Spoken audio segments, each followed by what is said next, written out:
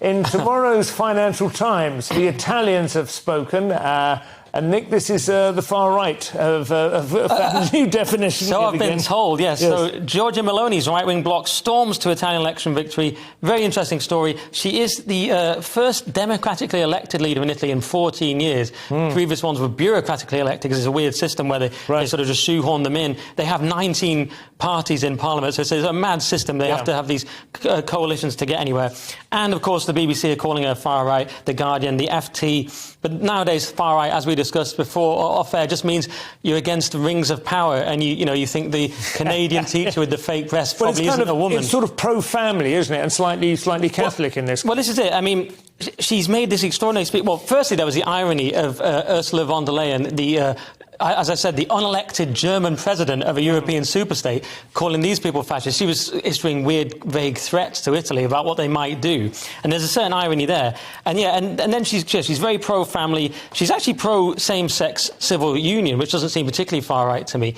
And she made this... She's softened on that, I think. She has history. I mean, to be fair, and to put it into some context, she certainly has a background in what I would call probably far-right. Well, I thought she has come in quite a way. So they have ties originally with Mussolini and things like that. And then in 1995, the party changed and they rejected fascism completely. And they had this... She put out a statement in 3 different languages saying they've completely rejected it.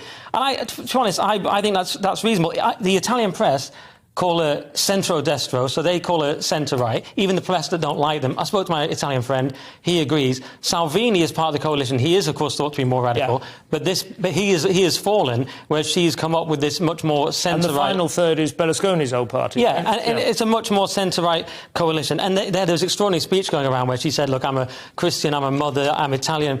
And she praised, she quoted G.K. Chesterton with this fascinating quote about we'll have to raise swords to prove that 2 + 2 = 4 and that grass is green. And it was a sort of defence originally from Chesterton of liberalism, patriotism and Christianity. And it was just saying we're in this time. He was very prescient, where we had just to state obvious common sense things is now radical.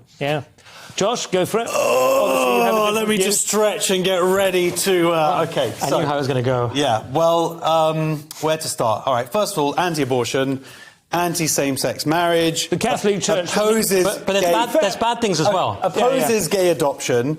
Right, you're talking about how they're trying to distance themselves from the party.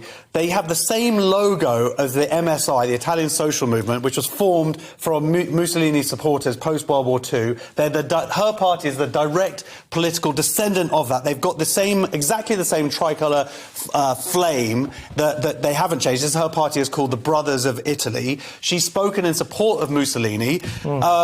She is, and I would argue that does not make her centrist. She hasn't spoken in support of Mussolini. But Josh, would you describe the Catholic Church as far right? No, I wouldn't. OK, everything you've named so far. OK, I don't believe. Yeah, but that's the difference. But that's person bringing their religion to a country into different choices, and which other people who are religious haven't done before. Yeah, we've had a Catholic Prime Minister, even though he converted afterwards. I mean, everything you've discussed there 10 years ago wouldn't have been. Yeah, but when that stuff it becomes like someone publicly speaking as a public official and now as a Prime Minister. But what I'll say is, I will say that absolutely there is a tendency within our culture to label anything that's not left as far right, and I disagree with that particular phenomenon. But that doesn't mean that this person here is a centrist. No, she's not centrist. I would say she's right-wing, decisively right. No, everyone's saying that. The Italian press calls it centre-right, and no one seems to have a real problem with that in Italy. So it's because they come from a country where they had Mussolini in charge. Well, you could say that. I mean, you're saying the paper, sorry, like the Guardian, whatever. But the Financial Times is also calling it. Financial Times is very wet on the issue. So what it is? Arch-conservative. It's part. Not arch-conservative. They're saying calling her an arch-conservative. Oh, OK, sorry. If we have a rational debate, what's happens now, we have the neoliberal bloc, don't we? We have the EU, which is this neoliberal thing, but it uses somewhat authoritarian methods, some would say, unelected people. And it depends which you have more. I understand the historical concerns about Mussolini. Obviously, no one in England likes Mussolini. I mean, the question is, which is more sinister? Because the EU... Countries don't want to be in the EU anymore. And Italy does still have actual neo-fascist parties. It has Forza Nuova, and it has this Casa Pound, weirdly named after Ezra Pound. And Brothers of Italy. But they have less than 1%, and they are not thought to be part of the same thing at all. So if you look at how they were only 4% 4 years ago. No, but these actual neo-fascist parties are basically obliterated, and this is actually a centre-right party.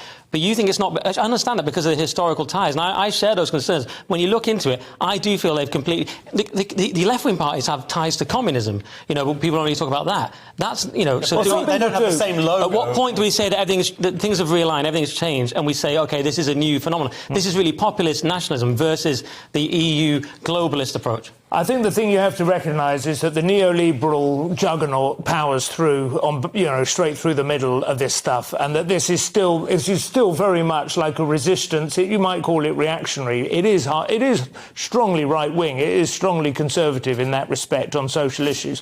Where it will come down to economic issues, whether any of this will be reflected any more illiberal tax plans, and of course, immigration is probably what has got her there more than anything else. So that's going to be a big deal. But it is a coalition. I think we need to wait. They are tough on immigration. They had 750,000 Libyans over 8 years come over, and that's a big problem in Italy. So she does want to address that, and that might be why she's being called far right.